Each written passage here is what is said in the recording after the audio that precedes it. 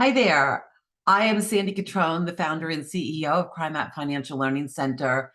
And today we're going to do a live training on defending mortgages, combating all those phishing and email scams that we seem to be coming up against more and more. And this isn't just in emails, this is also happening on our social media platforms.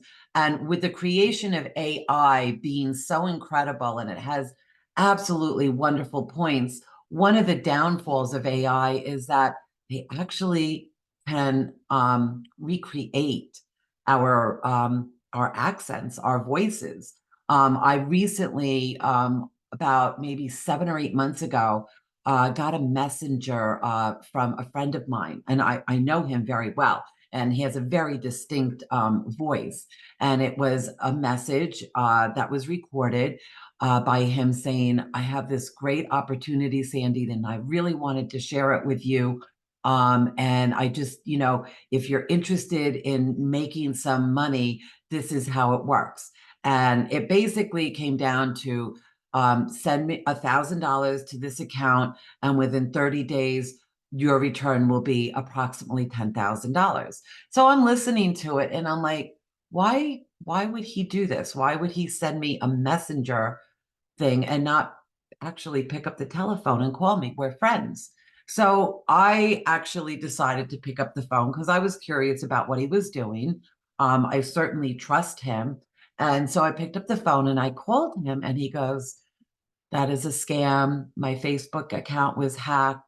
He's like, I am trying to reach out people, but they have control over my Facebook page. And I'm shutting down the account and I'm trying to notify everybody. So I, on his behalf, went on my Facebook page and put an announcement out to all of our mutual friends that we had together to beware of this scam. And so we have to kind of partner together sometimes to protect each other, because they're so creative out there today that you second guess yourself all the time. And we're in the industry. Wire fraud in our business is huge. It's just huge.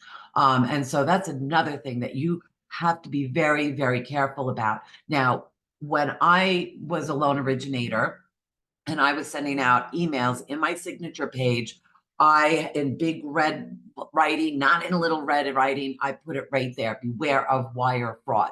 Wire fraud is a huge thing in our industry. It's being done to title companies. It's being done to banks, and big banks. We're not just talking small mortgage brokerage companies. We're talking wire fraud throughout the industry. And so we are going to go through this PowerPoint right now, and we're going to kind of define the different types of scams that are out there and what we can do to try to protect ourselves. So let's get started.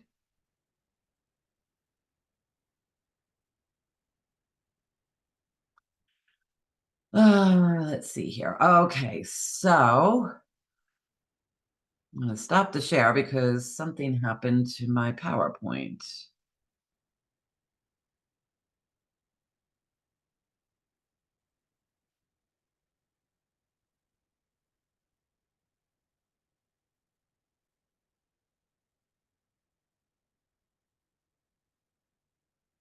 Sorry, guys. Hold on. Bear with me.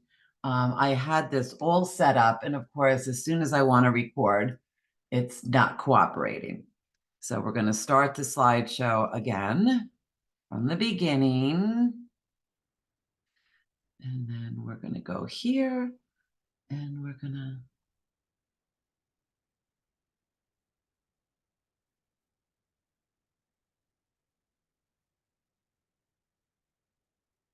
try it one more time. Sorry. And it's gone completely. I just love technology. Don't you see? We're going to talk about technology, and I'm having an issue with technology. So sorry about that, my friends. Um,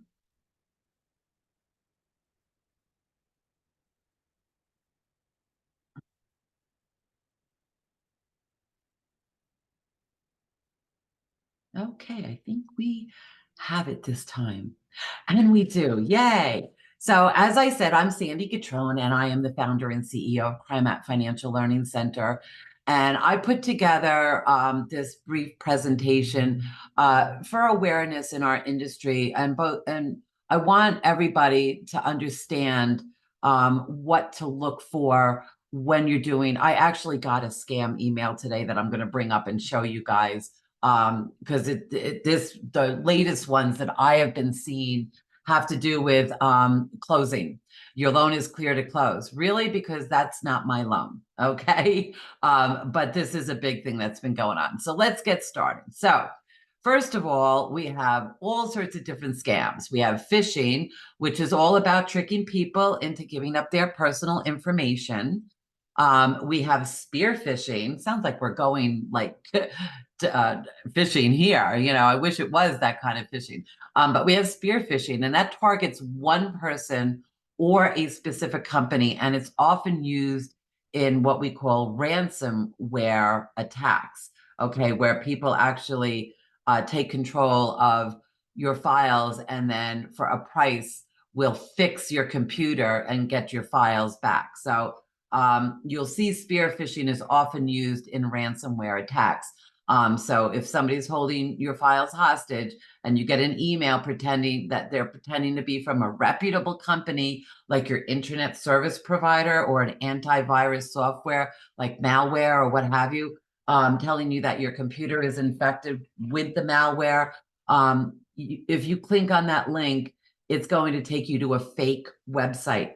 And it's going to look so legitimate. And when you enter your email address and password, it then is going to scan your computer. So you have to be very aware of these things. We have CEO fraud. I've seen this several times too. CEO fraud, the criminal is actually sending an email pretending to be the CEO, either from your company where you work for. And I've seen scams done, and again, using AI with like big people like from UWM, like Matt Ishbia, where they're like actually duplicating his voice. And of course, the worst thing we can do is partake in those type of scams. You know, obviously, if it sounds, you know, unbelievable, it probably is unbelievable.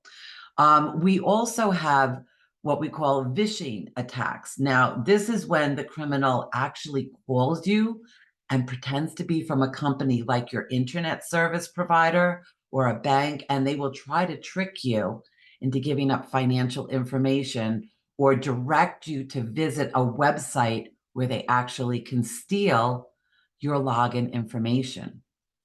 Then there are smishing attacks. And that's phishing that takes place over text messages. So this is another popular one. So basically, the criminal sends you a text message pretending to be from a company like your bank, asking for account information, or they might send you links to websites where they can steal it. Now, a lot of times the criminals will pretend to be with Google or Microsoft, so it's even harder to discern whether or not the message is fake. And what I would say is that if somebody is texting you for personal information or emailing you for personal information, I want you to do what I did when I got that AI, a voice voice imitating message from my good friend. And I want you to pick up a phone and verify that they sent you that email. 99% of the time, you're going to find out they didn't send you that email. Now, we have farming. I think a lot of people have had farming, and that kind of tricks computers by changing your domain name. So your DNS settings are on your router. So when you type in a website address, okay, your computer goes through several DNS servers before finding the correct IP address to direct you to that correct site. So a DNS server is basically a system that points your computer in the right direction. So when you type in an address, it can direct your computer to the right website. So if someone poisons the DNS server, well, it's going to then redirect it to a fake site. and you can fall victim to what we call farming. And the criminal is then going to get access to all of the information that you have entered onto that site. Okay, so, oops, sorry, guys. And we have brand spoofing. So that is the use of brand recognition to get sensitive information. So some of you may have seen the Walmart scam where they're like, oh, if you go to Walmart and buy this gift card and call me with this gift card, we'll send you this money. They'll even send you a fake check. They'll do that. They'll even deposit the money into your bank account, and then they have now control of your bank account. We've seen the ones from Social Security. If you ever get an email saying your Social Security card has been suspended, well, no. You don't get your Social Security card suspended, okay? That's not a real thing. Don't, if you're going to call Social Security, get onto your account, Google Social Security, and call that 800 number. Never call the number to verify that they are sending you. So those are just a few examples. There's so many scams out there. Anyways, so let's talk about business email compromise. We call that BEC. And BEC attacks typically will unfold with organizations that are conducting wire transfers. So it's really, this is what we have to really be aware of. The attacker is going to gain access to a legitimate email account within the largest, within the targeted organization. And it's going to do that through various means such as phishing, social engineering, or malware. And they may also create a fake email account that closely mimics a legitimate one. Social engineering, okay. Once inside the email account, that attacker is studying the communication patterns, contacts, and ongoing business transactions to kind of craft convincing messages. So they often will impersonate high-level executives, trusted vendors, or business partners. They use deceptive tactics. The attacker sends emails to employees, clients, partners requesting urgent wire transfers and changes to payment instruction or sensitive business information. And these emails, guys, they are carefully crafted to appear legitimate. So using tactics such as urgency, familiarity, and authority is what they're doing to trick recipients into complying. So this is your best practice when something like this happens, especially with title companies, okay? Title companies are really attacked under these kind of deceptive tactics. So your wire company is not, your title company is not going to just email wire instructions before they speak to your client. If you see an email come through to your client that says wire funds here, click this link, the first thing you need to do is call your borrowers and say, do not respond to that email. I am calling the title company up right now to verify that this is their wire information. There's a couple of things that you can do. You can look at the email address. So when you take your mouse and you scroll it up to the email address, that email address should be from your closer with the name of their company in there. And 90% of the time, it is not like that, or there's something off. Maybe their email address is, Laura Sue from wfgtitle.com, and you see Laura Smith from wfgtitle.net. Okay. there could be small variations. It's not going to be the email address of the person in charge of doing the closing. So you want to be very aware. I would put right in your signature page that wire fraud is real. Never accept emails, never wire through an email. Always contact the title company, always verify that they sent that, because that's just generally not how they're not going to send an email saying, wire your funds here. Other things that you might want to look for in those emails, how is it spelled? Look at the logo that they're using. Is there anything off about the logo? Are there misspellings?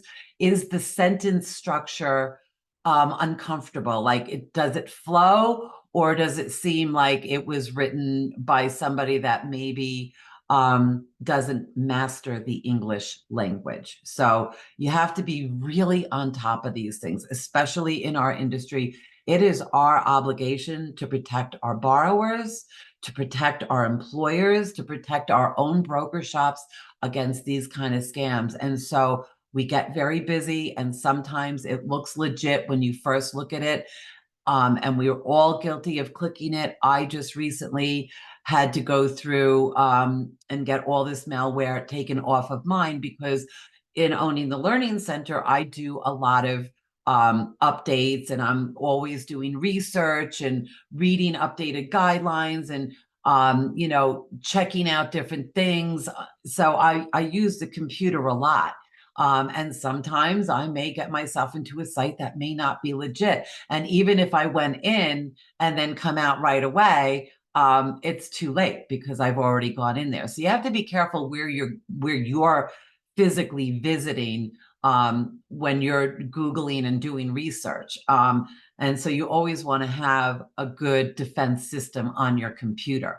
And we're not here to sell defense systems. I have no recommendations for any defense systems at all. You need to do your research. You need to speak to the owner of your company. Generally, they have all of their computers well secured through VPNs and things like that. Now, if you're using a computer, your own computer for work, it's our responsibility to make sure that we have the right software installed to help protect us from those type of attacks. Wire transfers and data theft. If successful, that attacker is going to convince the recipient to transfer the funds, and it's our job again to try to put a stop to that. Once those funds are sent to a fraudulent account, it's going to be really, really hard to be able to get them back. And it causes, of course, victims of BEC are going to suffer significant financial losses. Last year, I saw a couple wire transfer $70,000 to what they thought was their Wells Fargo account for the title company. Somebody was pretending to be Wells Fargo, had intercepted the title company information, and unfortunately, they did wire that $70,000 to a fraudulent account. And they were very, very fortunate that it was caught almost immediately. They contacted their bank, we contacted the title company, and they were able to capture those funds back. But that's very rare, and it doesn't happen all the time. But that's just an example of how easily somebody can be tricked into doing that.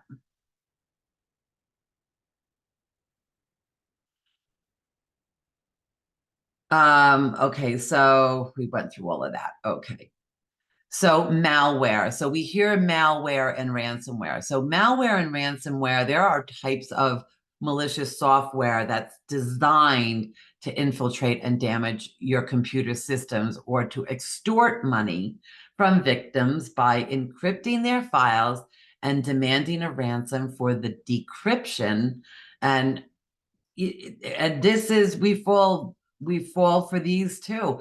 So malware is short for malicious software. It is a broad term encompassing various types of harmful software designed to disrupt, damage, or gain unauthorized access to your computer system. And common types of malware are going to include viruses, worms, Trojans, spyware, adware, and rootkits. Malware can infect systems through email attachments, malicious websites, software vulnerabilities, or compromised USB drives. And once it's installed on a system, malware can perform a range of malicious activities, including stealing sensitive information, bank account numbers, and it can damage your files. It can hijack your system's resource, and it can facilitate unauthorized access to your networks. Now, when we talk about ransomware, ransomware is a specific type of malware that encrypts files or locks users out of their systems, rendering them inaccessible until a ransom is paid. Typically, it spreads through phishing emails. So if somebody's phishing and sending you emails and you click on that link, that is where the malicious attachments are. And then it targets your software in your computer. And once your system is infected, ransomware is going to encrypt your files. It's going to use a lot of strong encryption algorithms, and it's going to make them unusable without the decryption key, which, of course, your attackers hold. And now they pretend that they can come in and fix your software for an amount of money. So the ransom demand is generally done in the manner that I described. Hi, we see that, we're from Google. We see that you have an issue going on with your Google account. We're here to help you. We can take care of all of this. It'll just cost you $199 a month, and we will make sure that we monitor your computer. Don't fall for it, okay? Do not fall for something like that. Victims can be also presented with ransom demands. Usually it's going to be in the form of a message or a file containing instructions on how to pay the ransom to receive the decryption key. Look, guys, we need to back up every day. You can buy separate backup systems that you can download everything on there. All right. If you have malware in one computer and you buy a new computer and then you upload all of the files in your old computer into the new computer, all you're doing is transferring the malware. So you want to be very careful to check your systems, and I recommend scanning them on a daily basis and check your spam emails. This is where you can actually, and we're going to pull up one of mine that just came in last night. And I'm going to show you what phishing looks like and what they're trying to get you to do. And of course, paying ransom is not going to guarantee that you're going to get your files back, so don't fall for that either. I wouldn't pay them a dime. So let's talk about how to identify malware and ransomware. So you're going to have unusual system behavior. You're going to have slow performance. You're going to have frequent crashes on your computer. You're going to get unexpected error messages or unexplained changes to settings or files, which may indicate the presence of malware. Suspicious emails or links. Be cautious of unsolicited emails, especially those with attachments or links from unknown senders. Phishing emails often contain malware or ransomware payloads. Security alerts. Pay attention to antivirus or anti-malware software alerts indicating potential threats or suspicious activities on your system. I thought on my computer that I was being alerted by my actual protection system, and I wasn't. And I actually fell victim to this. And I opened up an attachment and boom, spread the virus through my computer. We spent hours going through it, cleaning it up, shutting things down. I do back up my files, thank goodness. But again, we don't know that the files that I backed up on my drive aren't already infected. So, this is where you have to get with a cybersecurity company that's reputable, that can help you and put in ways to protect you from these kind of attacks. So if you encounter a message demanding payment to regain access to your files or system, most likely that is ransomware. And if you find that your files are suddenly encrypted and you can't access them anymore, and you receive instructions on how to pay a ransom, again, you're dealing with ransomware. Now, how do we mitigate the risk? Well, to mitigate the risk of malware and ransomware infections, we need to absolutely be practicing good cybersecurity hygiene. Okay. Keep software and operating systems up to date with the latest security patches. You need to use reputable antivirus or anti-malware software and keep it updated.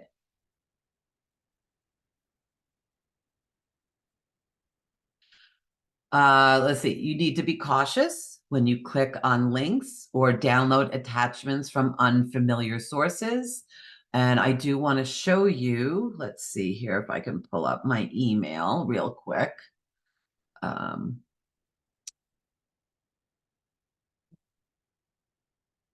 We can get in here. Because like I said, I just had one that came in this morning. Now, I also, if you see this little logo, RoboForm, I use RoboForm right here to log my passwords in and keep them safe in there. So I only have to remember one password. That's the password into my RoboForm. And then RoboForm, they can assign me passwords. Hold on. They can assign me passwords. And then here, we're going to do this right now. See, I had to log back into a RoboForm.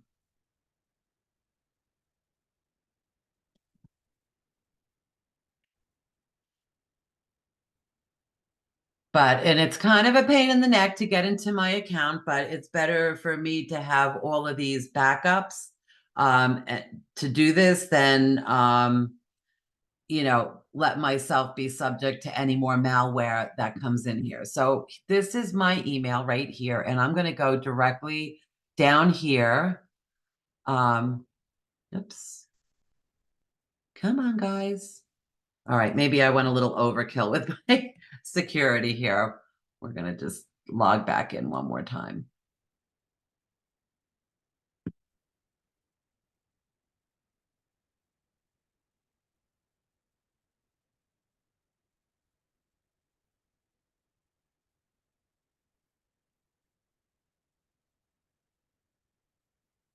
Okay, so let's take a look at this one right here. So this, first of all, if I scan over here on behalf of Caliber Home Loans, if this was really from Caliber Home Loans, why does this email say mfigaro@figaroafirm.com? That is not an email that would make sense. So what you're doing right here is you're kind of looking to see, where did the email come from? Okay. Now it says, please open the scanned attachment. Do not ever click on that link. Do not ever click on this, because that's how they're going to implement the malware. And ironically, they're always going to have this message may contain confidential information. If you are not the intended recipient, you are notified that any disclosure, copying, or use of the contents of this message is strictly prohibited. So they make it like so fair. But what are we missing here? Okay, so I get this email, scan docs for funding review, closing 5/17/24. John gives me this right here. Well, first of all, I know for a fact that I don't have a client named John. That's a weird number. I don't know that address. But still, this doesn't always stop people. Okay. It doesn't always stop people from opening it. The other thing you want to look at is where is their signature? Where is their signature? There would be a signature on here. And so for those of you that don't send emails with signatures, you're also gonna be interpreted as spam, and probably those emails won't get opened by people because you're not identifying yourself in a signature. So always make sure that when you're emailing, if you want to avoid being spammed, that you put your signature in there. You should be a completely identifiable. We should be able to Google you. So, and I always say that if you see somebody's name, Google them and let's see who they are. Who is this person? And let's find out. Google them. I don't know who this person M. Figueroa is. I know back when I lived in New York, I worked with attorneys with a similar name for their firm, but that's not them either. So just, kind of be aware of these type of emails that are being presented to you. So let's go back. Stop the share.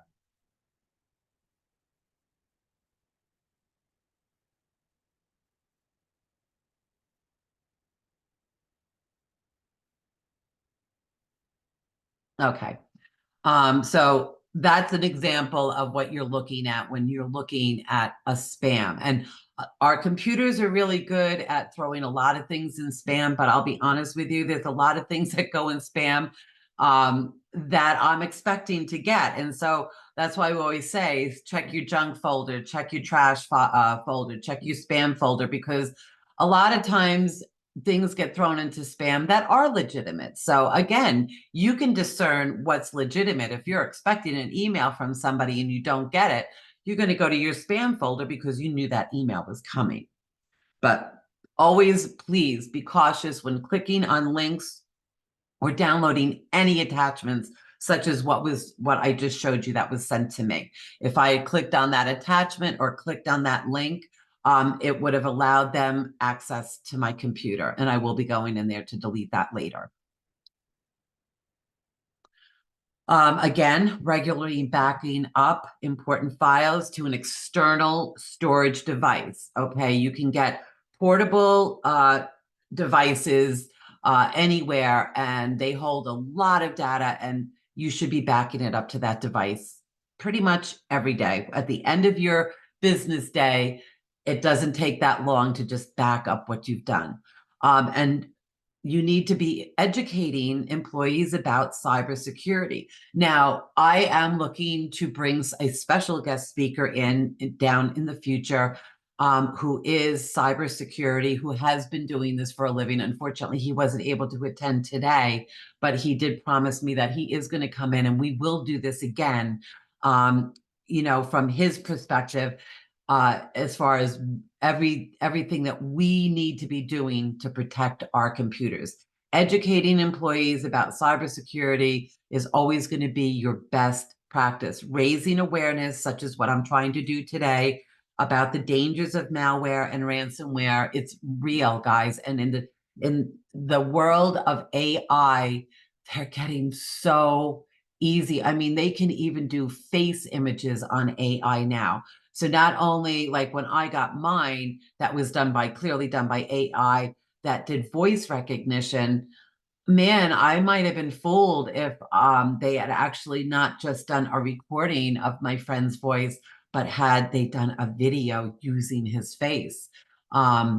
I hope that I would have still been smart enough to pick up the telephone and call him and say, why are you just sending me this in a messenger? Why are you not calling me? I want to know more. I was intrigued.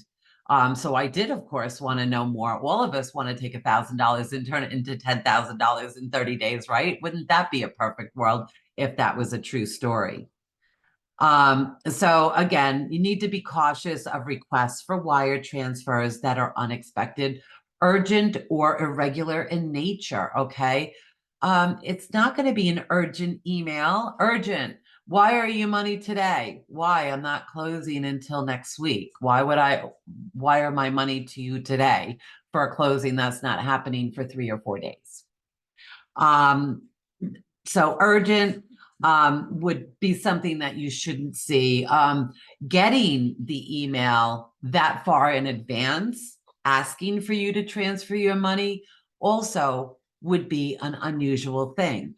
Always Google the title company, Google the bank, get the phone number from a Google search. Do not call the number on the email that's sent. It's just part of the scam. Okay. Call your lender, call your account executive, whoever, to verify that this is a legitimate email. Phishing goes on a daily basis. Just take a look at your spam emails and go through them one day and see how many look real, how many you recognize, and how many have the wrong email address when you take your mouse and hover it over the IP address, or it doesn't have a signature, or has a link that says click here, or has an attachment.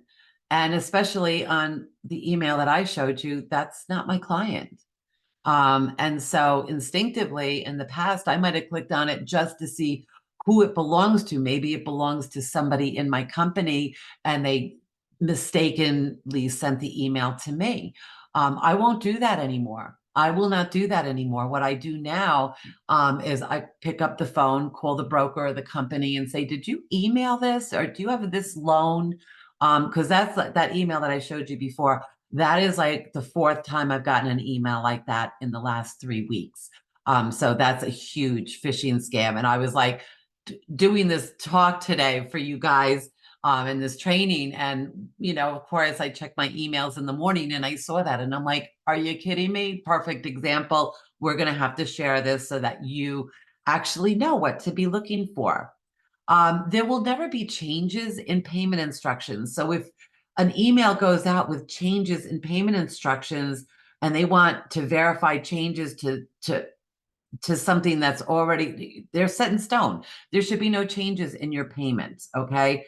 Attackers are trying to intercept and look legitimate payment instructions and substitute their own bank account in that. So again, the title company isn't going to have changes in their payment instructions. They're not changing their wire account. They're not changing their bank account.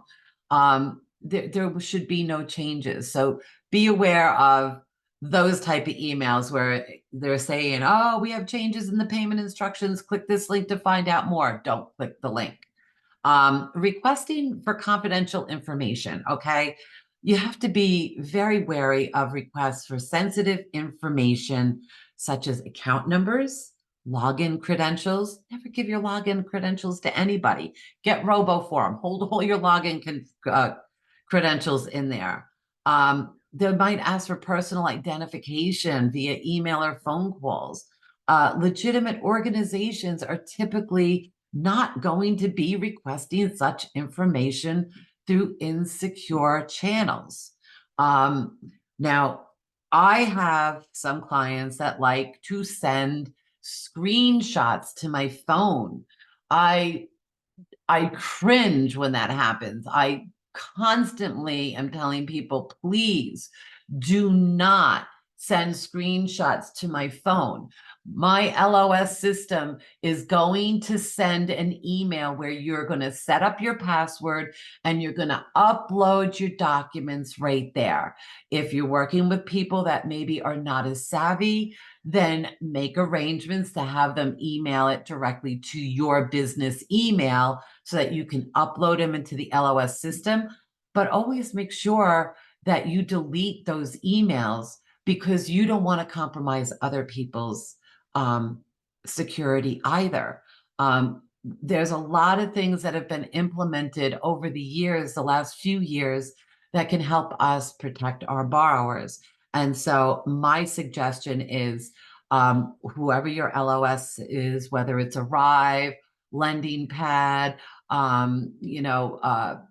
Byte, whatever it is that you're using, each one of those LOS systems has the ability to allow you to send a link to your borrowers for them to upload personal documents directly into the LOS site.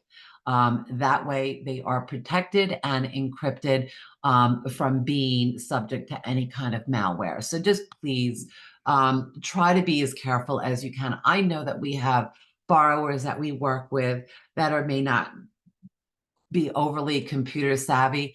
My business partner, who's our CEO of operations, would probably sit there and tell you that I am not all that technical savvy, but every day I work on that to make sure that I'm understanding and not just pressing a lot of buttons and keys and opening attachments without paying attention. So you don't have to be the most tech savvy person in the world to be able to identify certain things.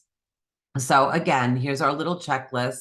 Unusual sender email addresses. Always check the sender's address carefully for signs of impersonation or spoofing. And attackers will often create email addresses that closely resemble those of legitimate entities. So my email address is sandy@crimeat.com. So if you got an email from my company, Crimeat, and you take and look at the IP address and it says sandy@crimeat.net, I'm not .net, I'm .com.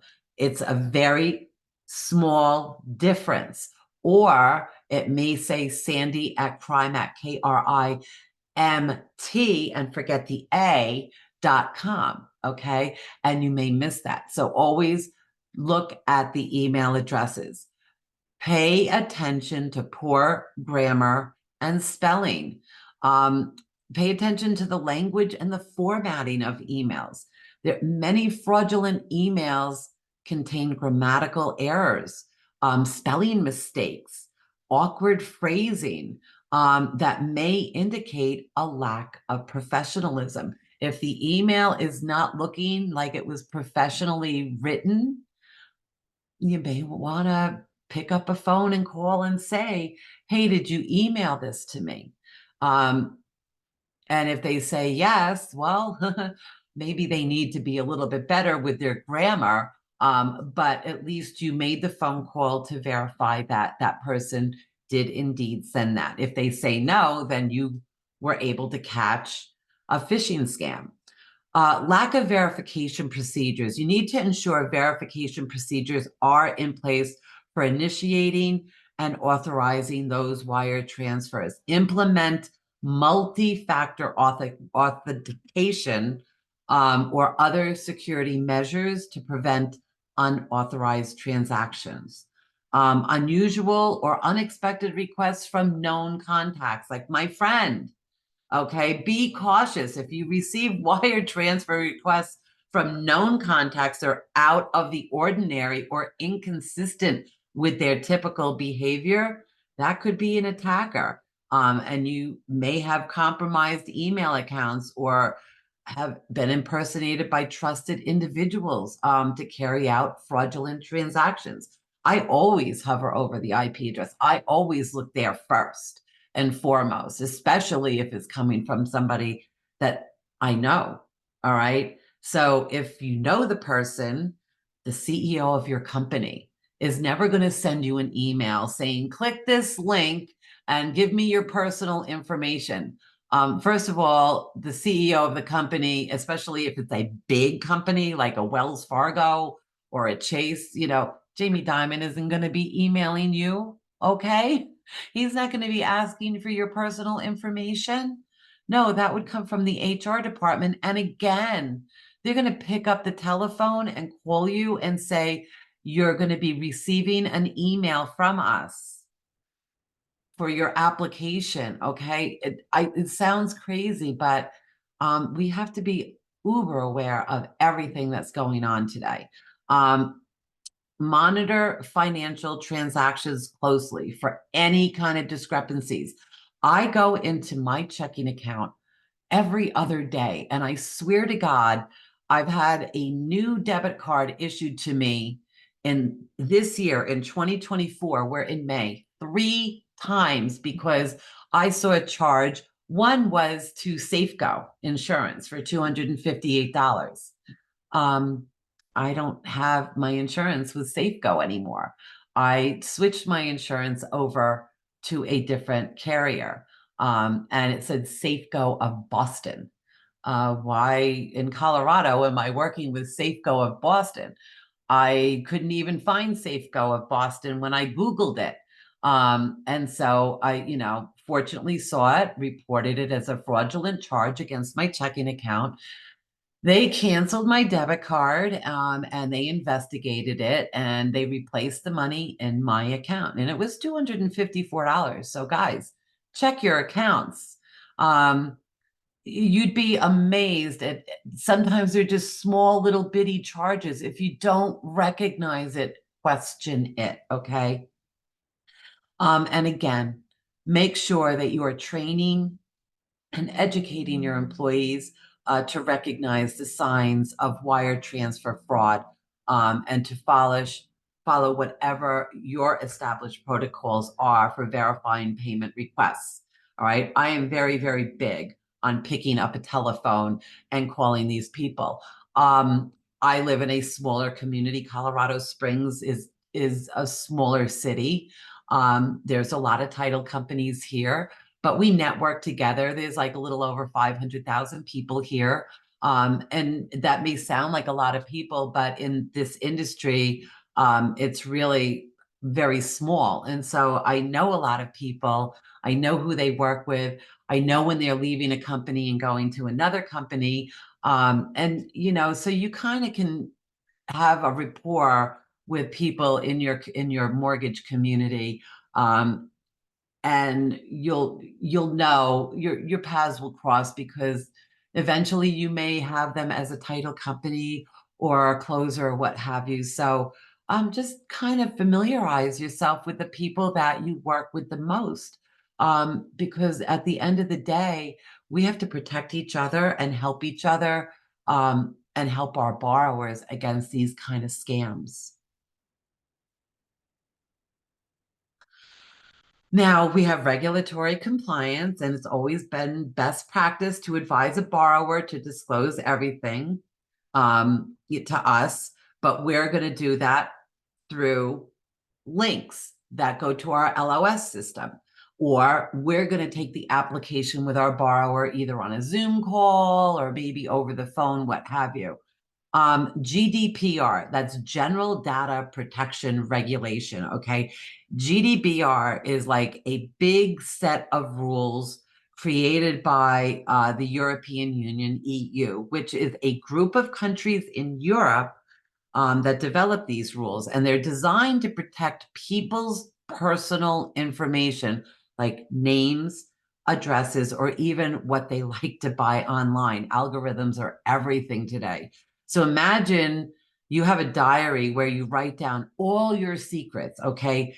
GDPR is like a set of rules that companies need to follow to keep your secrets safe when they collect and use your personal information. So please, guys, if you can, make sure that if you're collecting documents that you upload them into the LOS, and not into a file folder on your personal computer. Okay. That's finable. You could lose your license. That's not secured at all. Okay. Holding them in the LOS system is your best bet and the safest place to keep those documents. And it gives GDPR is giving people more control over their personal information. And it makes sure that companies are handling it carefully.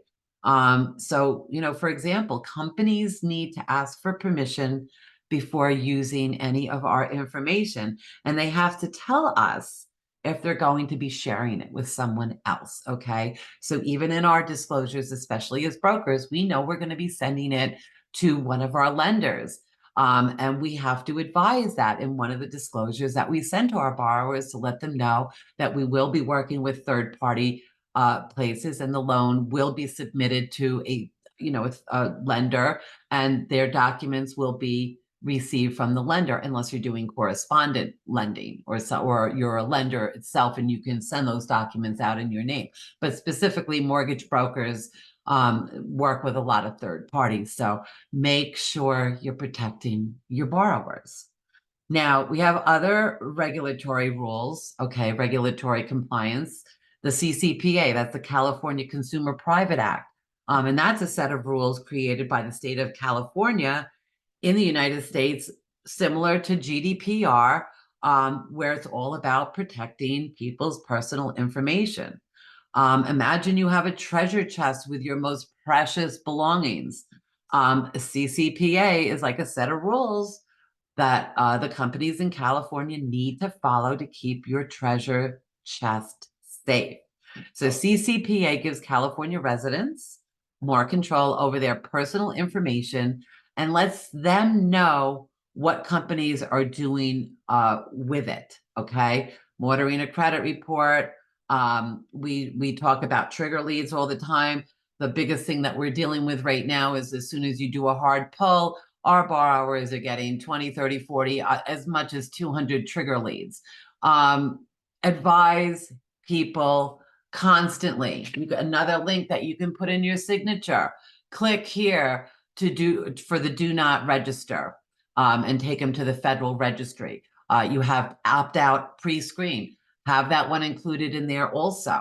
It's not stopping them, but and I can assure you it doesn't stop them, because I'm on all these registries and I get 3 phone calls a day from Google reviews saying, your account is not up to date. And I am constantly fighting with them saying, I am on the do not call list. And I finally got somebody the other day. I asked for a manager when they Google review called me, and she hung up on me. And so I called the number back. And she answered the phone, and I was like, that wasn't very nice. I would like to speak to your manager. And I spoke to the manager, and I was like, can you explain to me why you keep calling me 2, 3 times a day? And he's like, oh, well, you called us. And I was like, no, I called you back. I was like, but I need to verify that you see that I am on the do not call registry. And he looked at the registry and he said, yes, ma'am, I'm sorry, you are on the registry. I was like, so how do we stop this? How do we stop this from happening?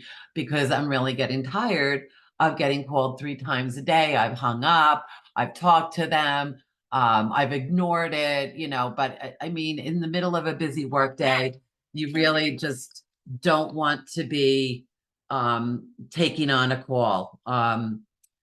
Sorry, guys. I got a call right now.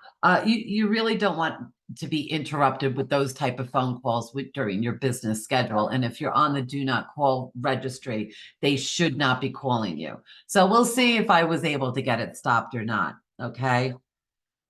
And while there may not be specific regulations, guys, dedicated solely to phishing and cyber attacks in our mortgage industry, mortgage lenders and servicers are generally subject to broader cybersecurity and data protection regulations. So Graham-Leach-Bailey mandates financial institutions include mortgage lenders to safeguard customers' non-public personal information, NPI, to prevent unauthorized access.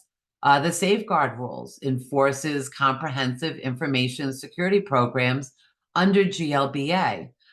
State data breach notification laws are other laws that are implemented to help protect us from these type of schemes. And it requires businesses, including mortgage servicers, that we have to inform individuals affected by data breaches. And of course, we have regulatory guidance, and that offers cybersecurity risk management and incident response recommendations like the CFPB, the Consumer Financial Protection Bureau, and the FTC, the Federal Trade Commission, which is aiding financial institutions in mitigating phishing and cyber threats. So if you work for a company and you believe that you are getting a lot of phishing scams, you need to report that to the authorities in your company, whether it's your CEO, if you work for a smaller company, or HR, or if you have your own cybersecurity staff there, which bigger companies will have. You need to be reporting these, and